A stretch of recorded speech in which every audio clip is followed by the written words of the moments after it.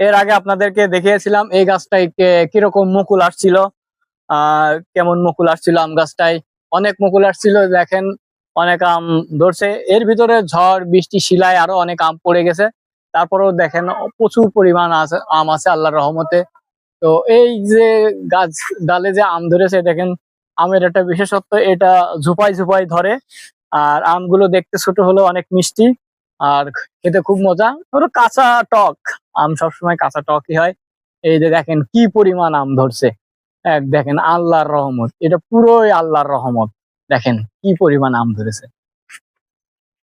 এর আগে আপনাদেরকে দেখিয়েছিলাম এই গাছটায় কিরকম মুকুল আসছিল। কেমন মুকুল আসছিল আম গাছটায়। অনেক মুকুল আসছিল, দেখেন অনেক আম ধরছে। এর ভিতরে ঝড় বৃষ্টি শিলায় আরো অনেক আম পড়ে গেছে। তারপরেও দেখেন প্রচুর পরিমাণ আম আছে আল্লাহর রহমতে। তো এই যে গাছ ডালে যে আম ধরেছে, দেখেন আমের একটা বিশেষত্ব, এটা ঝুপাই ঝুপাই ধরে। আর আমগুলো দেখতে ছোট হলেও অনেক মিষ্টি, আর খেতে খুব মজা। ওর কাঁচা টক, আম সবসময় কাঁচা টকই হয়। এই যে দেখেন কি পরিমাণ আম ধরছে।